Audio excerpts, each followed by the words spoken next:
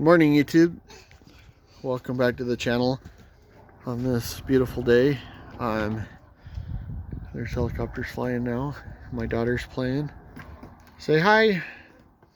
She's playing in the snow, her messy hair, but it's kind of an update video. We have our 2013 Ford F450. We have some issues with. It was a flood vehicle. We bought it and we've replaced every computer, which has multiple computers. Worked on the CAN bus system, worked on a lot of wiring. We got it started and the motor's bad. It doesn't have compression in a couple cylinders. So we're looking for a used motor or something on Coparts that we can purchase and steal the motor out of. We've gotten a few quotes of like $20,000 to replace it. So, which are like $15,000 for the motor, $10,000 for a used motor. So we're looking. I'll keep you guys updated. I haven't put very many updates towards it lately, but what I want to talk to you today though is the Suburban. That's kind of why I've been looking at it here. So this Suburban is a 2008 Chevy Suburban. Has a 5.3 liter. It's a half-ton, and it has been an amazing vehicle. The problem it has, we bought it 2 years ago, almost 2.5 years ago. Every 3,000 miles to 3,200 miles on the dot, it loses oil pressure, and the oil pressure just drops all the way down to zero. I made another video about it. When you're driving and you can stop and pull over for a minute and it'll pop back up to 30 or 40, and then you'll be driving and it loses oil pressure.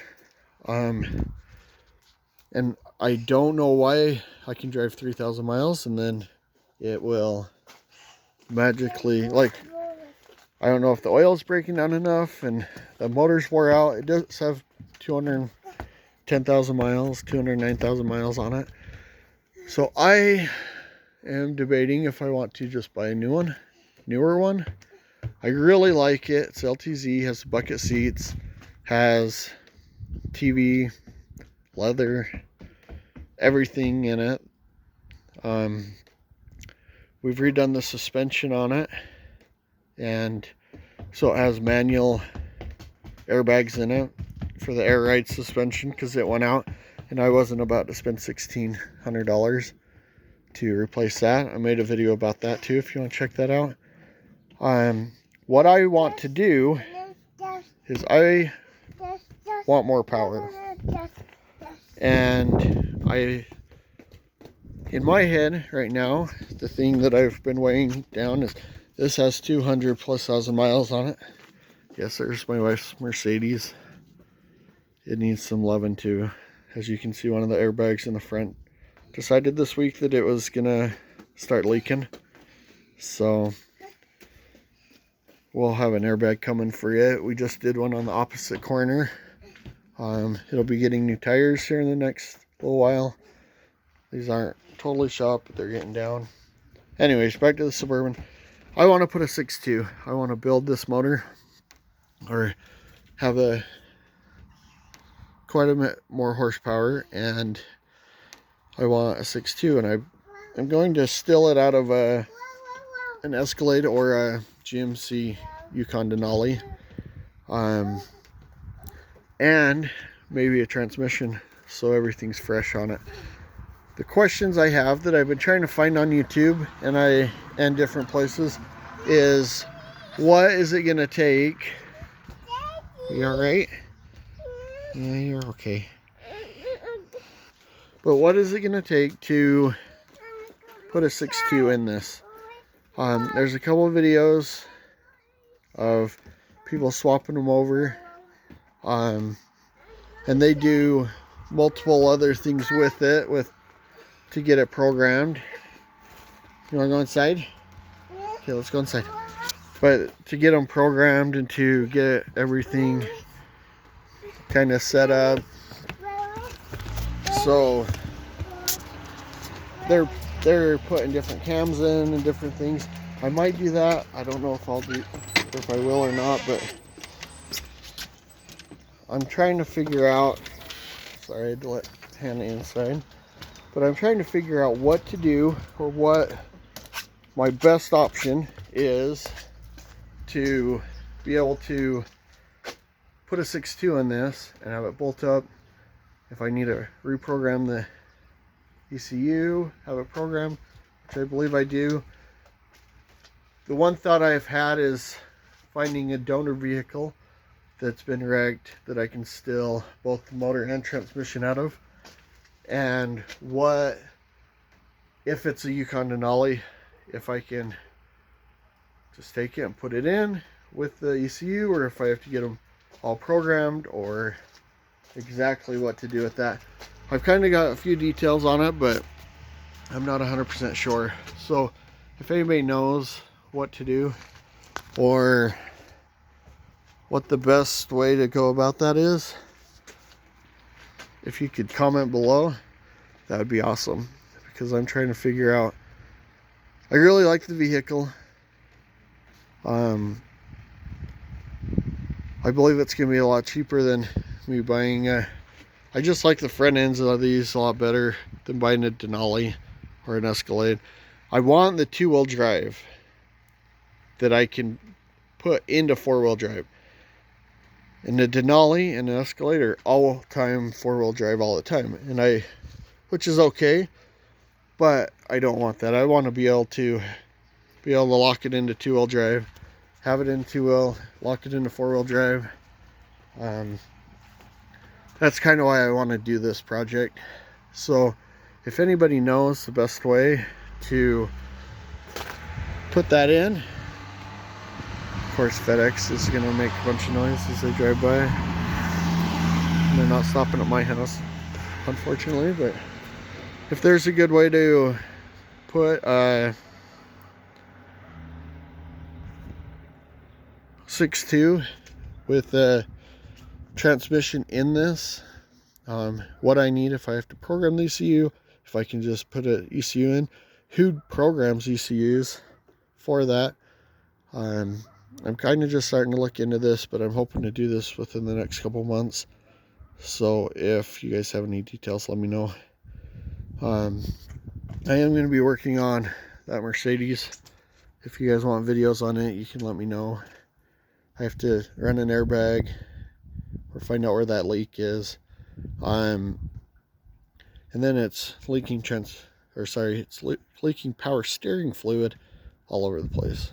So I'm hoping it's just a pump.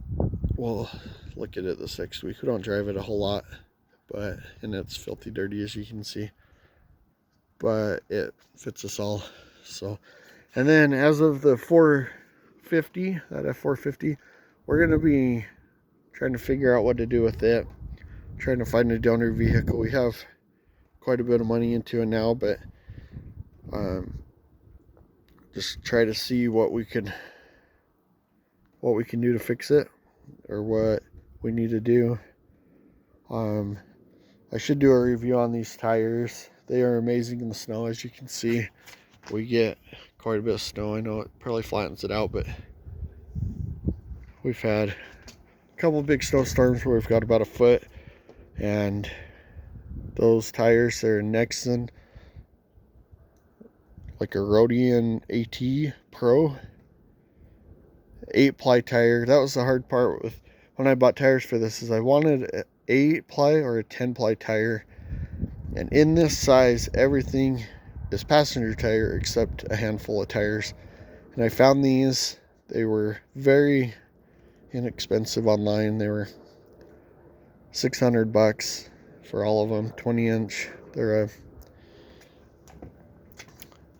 like a 275, 55, 20, and for $600 I thought they're not going to last, but they've been amazing in snow. They've been amazing. They're quiet, they run really good. I love them.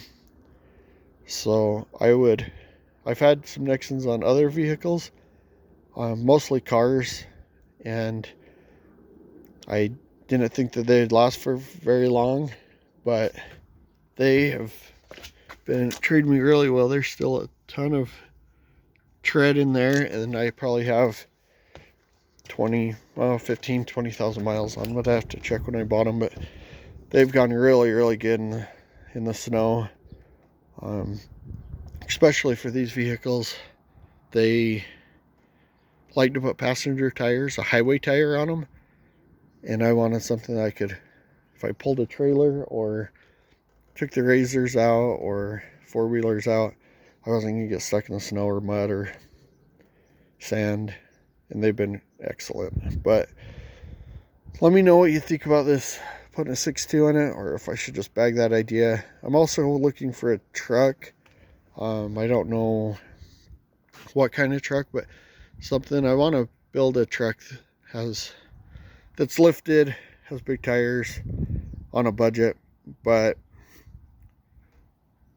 that's kind of a different video or kind of different thought process that I have. So, but I'd really like to get a 6.2 in this. But yeah, I hope that's kind of an update. Let me know what kind of videos you want to see or what we want to do, what you're interested in. I have had a few people talk about that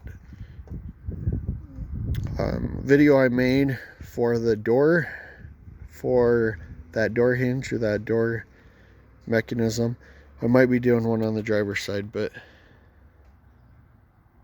let me know what we can do. You guys have an awesome day. We'll see you.